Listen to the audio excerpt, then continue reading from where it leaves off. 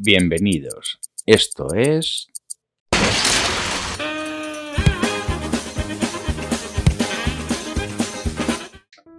Hola, buenas y bienvenidos a un vídeo de relojería para torpes.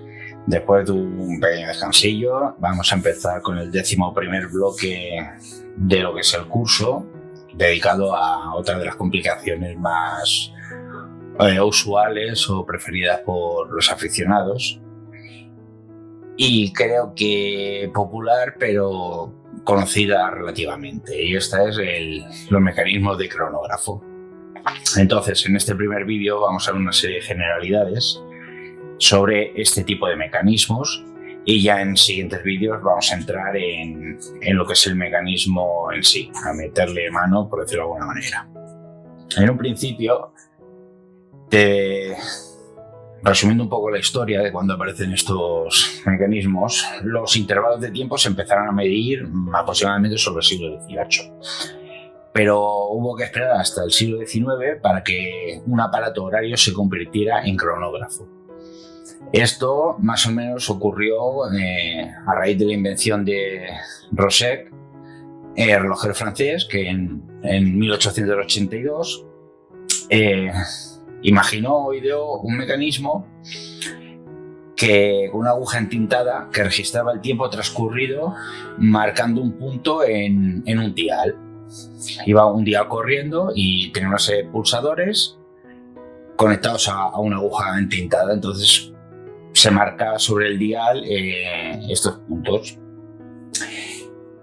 Unos 40 años más tarde, Adolphe Nicole, relojero de la Valle del Joux, realizó un mecanismo cronógrafo con puesta a cero de la aguja, lo que ya sería más o menos un primer cronógrafo tal y como lo conocemos hoy. Hay que tener clara una serie de definiciones, que el cronógrafo es un mecanismo complementario añadido al movimiento del reloj.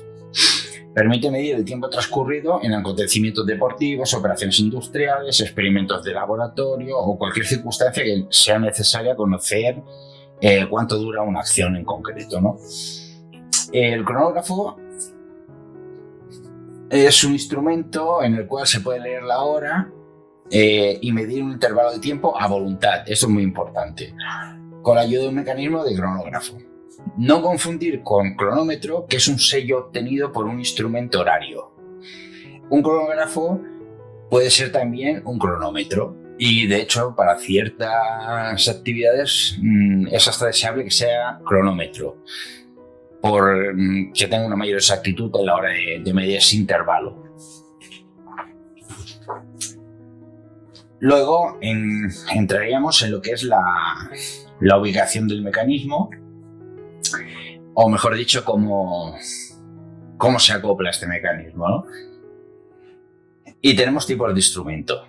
O sea, aquí podemos encontrarnos básicamente 3 tipos de instrumentos cronógrafos. Pueden ser en su versión reloj de bolsillo, en una versión de reloj de pulsera o contadores deportivos o industriales, que son específicamente un cronógrafo en sí.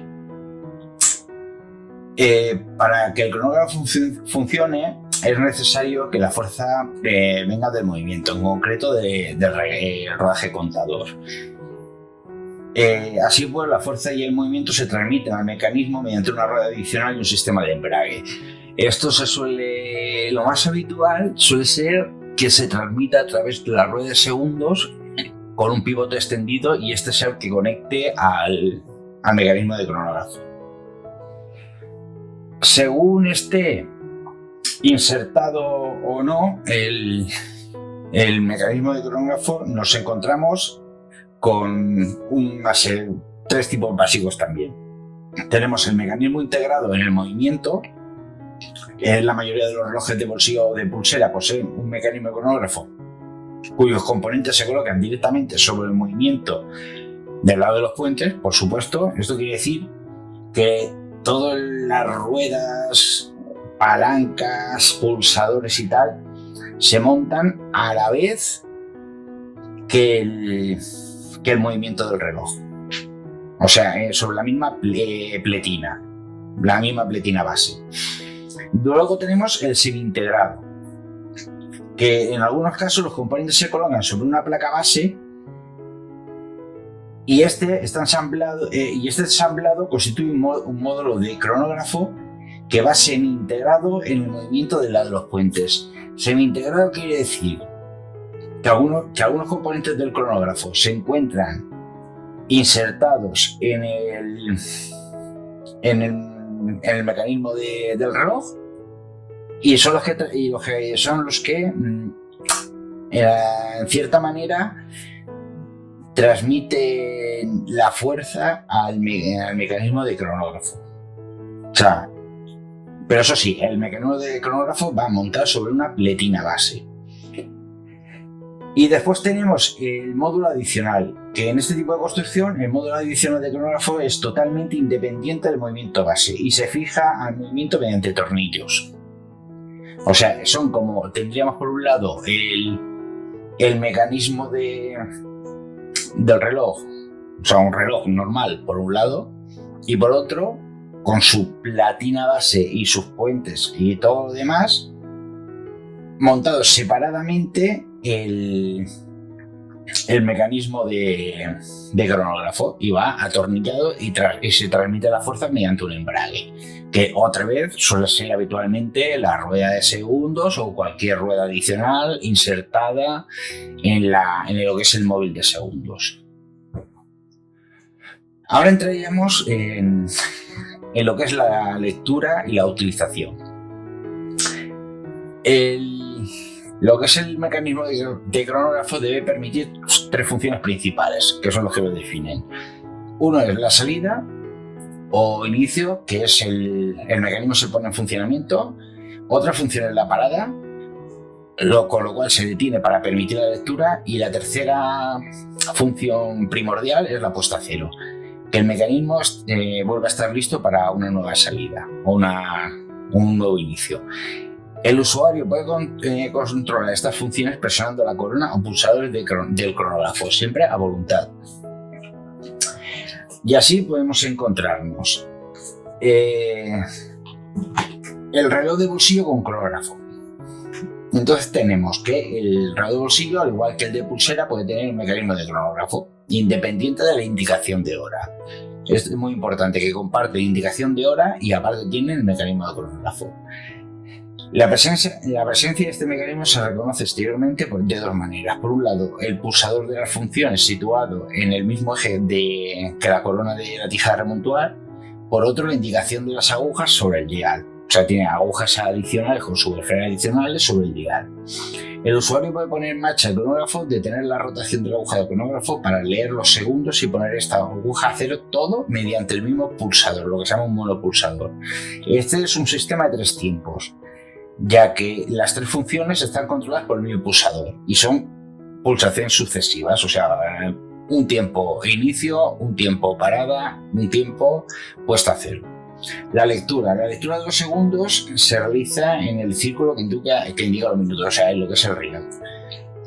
En el espacio correspondiente cada espacio correspondiente es un segundo. Este mismo espacio permite leer la fracción de segundos según la frecuencia del volante espiral. Claro, ¿esto a qué se debe? O sea, se debe a la frecuencia que tiene el volante espiral, porque todos sabemos que según la frecuencia del volante espiral y la rueda de escape, lo que hace es que no es un movimiento continuo la aguja al segundo, sino que va dando saltitos. Entonces, claro, según la frecuencia podemos tener 6 saltitos, 8 saltitos, 10 saltitos. Entonces, entre segundo y segundo vamos a poder dividir el segundo en 6 partes, en 8 partes o en 10 partes. Y después llegamos al mismo caso, pero en reloj de pulsera. El reloj de pulsera con cronógrafo. La presentación que tenemos en este caso es, en general, un reloj de pulsera presenta la corona a las 3, como casi la mayoría de los relojes de pulsera, y 2 pulsadores adicionales, uno a cada lado de la corona. La presión de unos pulsadores, generalmente el de arriba, acciona la salida y la parada del cronógrafo, y el otro se utiliza para la puesta a cero. En un sistema llamado esto es un sistema de 2 tiempos porque tiene con 2 pulsadores. O sea, tenemos un pulsador y el otro. Entonces, uno, el de inicio y parada, tiene dos tiempos de lo que es el accionamiento. Existen también los llamados flyback, que lo que te hacen es, un flyback real,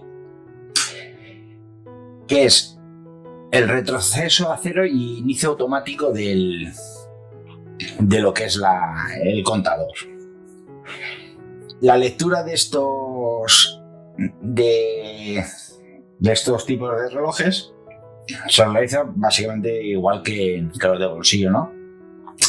En lo que es el día, la aguja central, a menudo también llamada trotadora, esto sí es una trotadora, permite leer los segundos en el círculo de división de los minutos, o sea, igual en lo que es en el anillo exterior. El contador de minutos totaliza el número de vueltas adicionalmente suele tener un contador de minutos que totaliza el número de vueltas de la aguja del cronógrafo. También puede aparecer un contador de horas. El usuario puede leer así el tiempo en horas, minutos, segundos y fracciones de segundo, también siempre según la frecuencia del volante espiral. Y se pueden encontrar diferentes disposiciones para la indicación y el aderezo. O sea, lo que son las subesferas pueden estar colocadas de una manera, de otra, o sea, según el fabricante y el tipo de calibre. Y después encontramos lo que genuinamente sería un contador y lo que ha sido toda la vida un cronógrafo. Porque un cronógrafo se le conocía por eso, por el contador que tenía colgado al cuello los árbitros en competiciones deportivas y tal. Y fue este contador el que se incluyó en los relojes de pulsera y en los relojes de bolsillo. A diferencia del reloj de bolsillo, el contador no indica la hora. O sea, es un instrumento específico para la medición de intervalos de tiempo. Sino que únicamente se utiliza para medir los intervalos de tiempo. Los pulsadores se colocan cerca de la corona de remontar, que casi siempre está colocada a las 12. ¿Esto por qué es? Porque se sostiene sobre la palma de la mano, entonces con el índice y el pulgar se pueden accionar los pulsadores más cómodamente, aparte de sostener mejor el instrumento. Algunos contadores, el volante espiral solo funciona a voluntad al inicio de la medición. Está bloqueado por una palanca de paro de volante que puede servir también como mecanismo de parada. De hecho, es el mecanismo de parada. Los contadores se utilizan sobre todo en áreas de deporte y la industria, contadores de deporte y contadores industrial. Se pueden controlar funciones de tres maneras diferentes. Y aquí nos encontramos. Primero, salida parada y puesta a cero mediante presiones sucesivas del pulsador situado en el eje de corona. O sea, lo que sería un sistema de 3 tiempos, un pulsador. Salida parada y continuación de la medición mediante presiones sucesivas de la corona y puesta a cero mediante un pulsador adicional, que esto sería un sistema de 2 tiempos, entonces 2 pulsadores. Y después tenemos salida parada y continuación de la medición mediante presiones sucesivas de la corona, retroceso instantáneo y reinicio de la medición mediante en un pulsador, que en el caso particular de un reatrapante, presión en el pulsador suplementario de reatrapante. O sea, esto es lo que sería el flyback, que podemos con uno de los pulsadores salida de parada y continuación, o sea, reanudación de la medición. Con el otro pulsador tenemos el retroceso instantáneo y reinicio de la medición, y combinado con un reatrapante, cuando el reloj sea un reatrapante, con otro pulsador, pulsación combinada, que se suele decir. ¿Cómo se leen estos contadores? Entonces, aquí tenemos ya un mundo, porque existen numerosos tipos de medición realizadas con contadores. Pueden ser de fracciones de tiempo, pero claro, estos intervalos de tiempo se pueden adaptar a la función. Un examen de la división de la esfera nos proporciona información a este respecto. Aparte, también lo suelo indicar. Los intervalos medidos se pueden expresar en fracciones de segundo, o sea, un quinto de segundo, un décimo y una centésima de segundo. En minuto decimal, o sea, un minuto dividido en 100 partes, y en 10.000 partes de hora. También lo podemos encontrar, y 100.000 partes de hora. O bien en divisiones particulares como pueden ser kilómetros por hora, pulsaciones por minuto, el metraje de las películas. O sea, aquí es un mundo. Y según la aplicación de los contadores, disponen de totalizadores de horas o de unidades. Que aquí es un contador, lo que pasa que se le mete, lo incluimos en relojería porque tiene un mecanismo de relojería dentro, pero lo que es el dial puede ser, pues eso, se pueden indicar a través de transformaciones matemáticas lo que nos interesa. O sea, una película tiene habitualmente, aunque ahora ya creo que van a 30 o así, pero habitualmente una película tenía 24 fotogramas por segundo, ¿no? Entonces, pues el reloj ya, lo que es el dial, ya según el tiempo que transcurra, podemos saber cuántos fotogramas han pasado o deberían haber pasado también.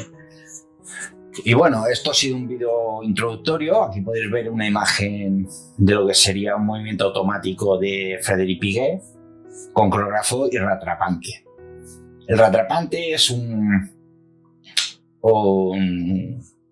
mecanismo que permite medir, o sea, dejar, a ver cómo lo explicaría, dejar una medición fija, o sea, una medición parcial fija mientras continúa la medición principal, y por eso suelen tener dos agujas.